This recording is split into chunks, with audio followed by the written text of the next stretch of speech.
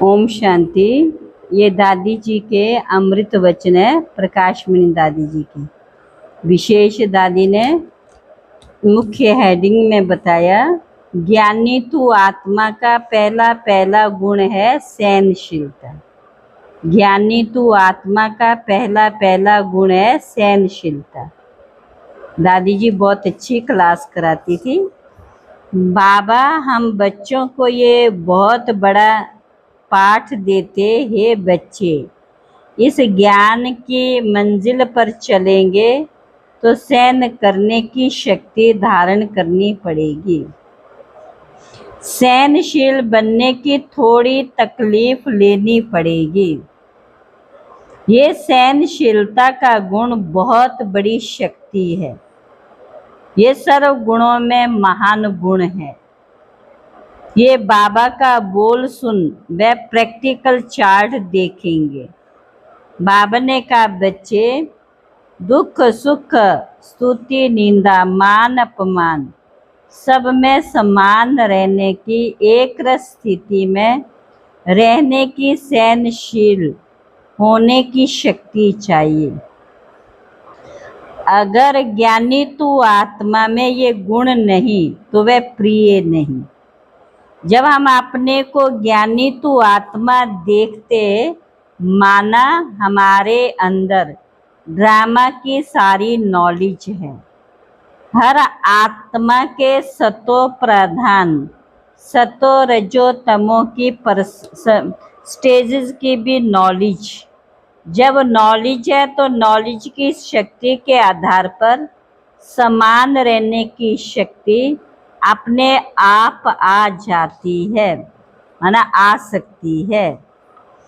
जैसे बाल से युवा, युवा से वृद्ध होते तो कभी ये नहीं कहते कि हो नेचर तूने बाल से युवा, युवा से बूढ़ा क्यों बनाया, परंतु जानते हैं ये प्रकृति का नियम है। 4 ऋतुएं होना ये भी प्रकृति का नियम है। जब हम जानते कि ये नियम है, हमें क्यों कहें हो प्रकृति तुम हमें ठंडी में या गर्मी में दुख क्यों देती है। हम जानते ये नेचर गुण है। सर्दी के समय सर्दी, गर्मी के समय गर्मी होनी है। हमारे पास उससे बचने के साधन है, उसे यूज करें।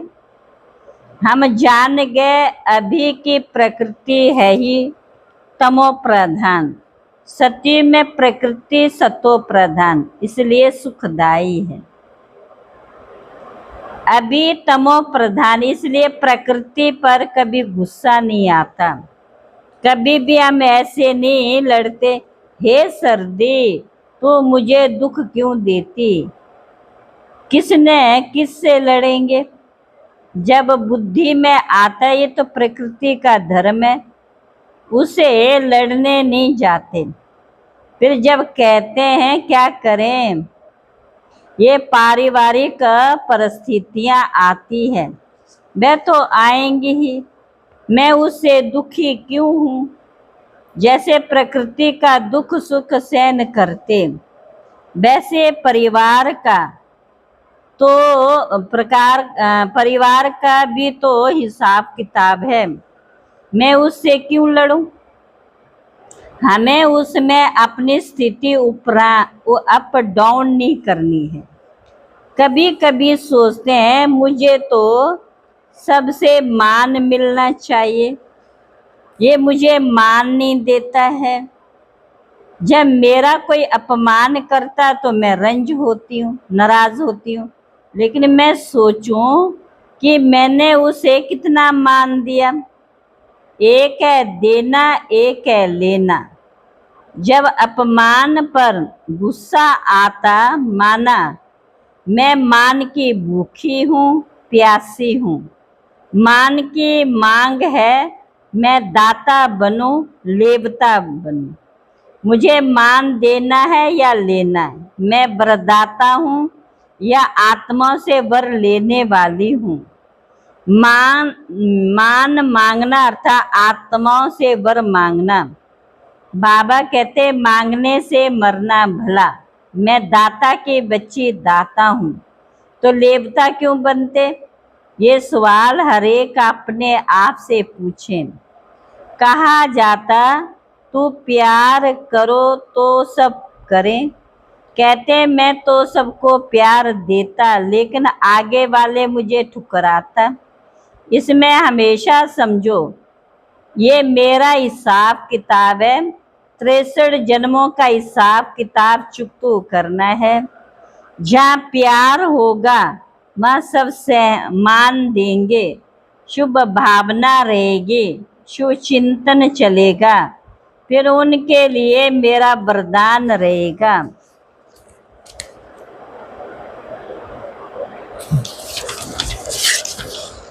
अगर मैं इस स्थिति पर रहूंगी तो सब मेरी स्तुति करेंगे, अगर मैं ये अपनी स्थिति पर नहीं रहती तो कोई भी मेरी क्या स्तुति करेगा, महिमा करेगा।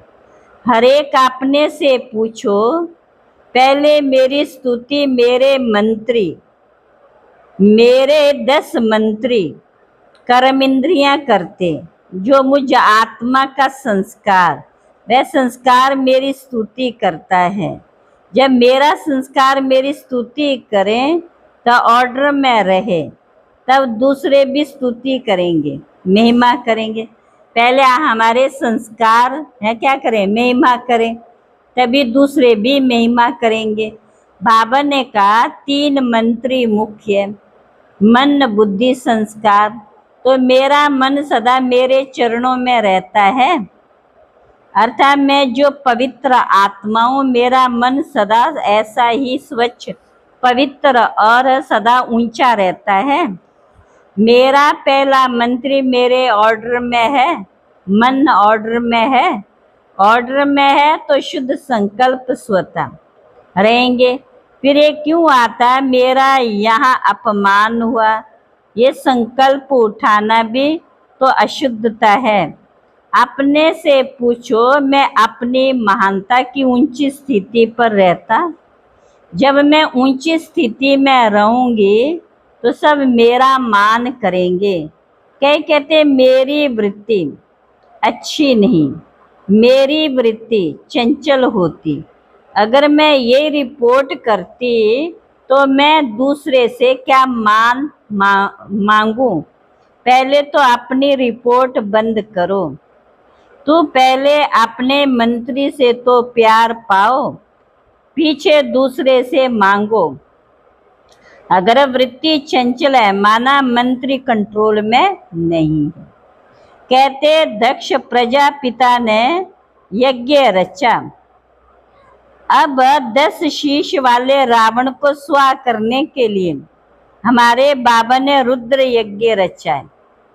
इसमें ब्रह्मा बाप के साथ ब्राह्मण बच्चों ने अपना सब कुछ स्वाह कर दिया। तो हर एक पूछे, मेरे अपने 10 राक्षसों को स्वाह किया? इंद्रिय जीत बनने का मतलब है अपने कर्म इंद्रियों को दिव्य बनाना। तो चेक करो कि मेरे कान दिव्य बने या अभी तक कन्न रस सुनने का शौक है, पर चिंतन पतन की ओर ले जाएगा और ले जाएगा। फिर ऐसा प्रचिंतन वाला मान पा सकता है। हमारे ये नैन दूसरे के प्यार की भावना से, भाई भाई की दृष्टि से, बाबा के रतन देखने के लिए, अगर ये नैन बुरी दृष्टि से देखते, द्वेष की दृष्टि से देखते, तो क्या ये नैन मुझे मान देंगे? क्या ये मुझे नैन हमें मान देंगे? अगर नैनों ने बुरी नजर से देखा, द्वेष दृष्टि डाली, तो मेरे नैन मुझे अपमानित करते, दुख देते, फिर दूसरे से मान कैसे मिलेगा? मैं पूछती, तुमने अपने को कितना प्यार किया?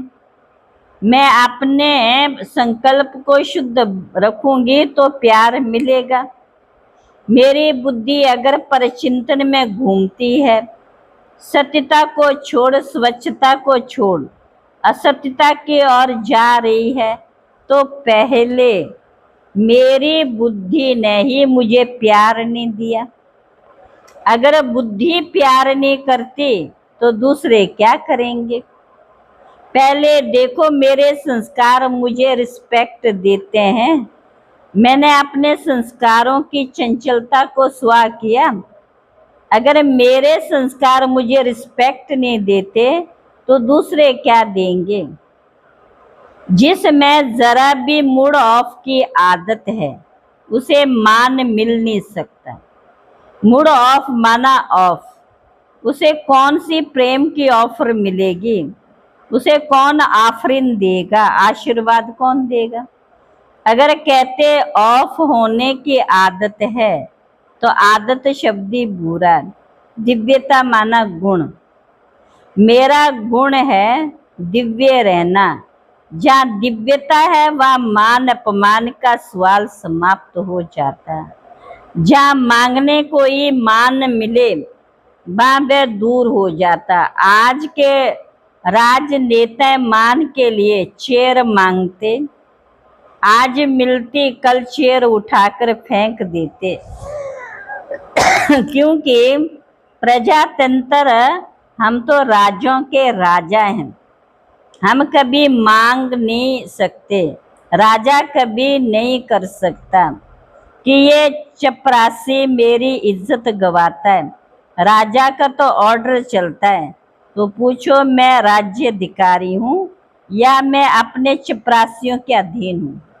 मैं राज्याधिकारी हूँ या चपरासियों के अधीन? चपरासी कौन से है? मन बुद्धि संस्कार। कई कहते क्या करूं, गुस्से में हाथ चल गया। अरे चल गया या तूने चलाया? कहते हैं ना चाहते हुए भी गाली निकल गई। अरे मुख किसका गंदा हुआ?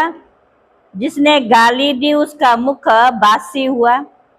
तो बासी मुख वाले को मुंह क्यों देते हो? तुम उनसे मुख मोड़ लो। तुम उनके साथ गंदा क्यों बनते हो? कई दीवारों पर बने हुए गंदे चित्रों को देख कहते मेरी आंख खराब हो गई। अरे वह तो जड़ है, मैं तो चैतन्य हूँ। मैं अगर कहूँ मुझे ये पिक्चर का चित्र अपनी तरफ आकर्षित करता खींचता तो मेरा वह राजा हुआ, मैं प्रजा हो गई। एक दीवार का चित्र मेरे के चित्त को काट लेता, वह चित्र मेरा दिलाराम बन गया। जिसने दिलाराम बाप से दिल तोड़ा दी, जो किसी पर खींच जाता, आकर्षित होता, वह है दिल बेकूफ। वह है दिल बेकूफ। दिल बेचने वाला दिल बेकूफ नहीं बनो। दिलाराम बाप के दिलाराम बच्चे बनो। बाप ने तो कहा तुम शरीर निर्वाह के लिए कर्म करो। क्या चित्र देखने की, नॉवेल्स पढ़ने की छुट्टी दी है? कहते हैं दिल उदास होती तो पढ़ लेता हूँ। पढ़ोगे देखोगे तो जरूर वह बुद्धि को डिस्टर्ब करेगा। जब पहले जन्म से मर गए फिर वह पहली बातें क्यों याद करते? मरते क्यों नहीं? अच्छा ओम शांति। अच्छा ओम शांति।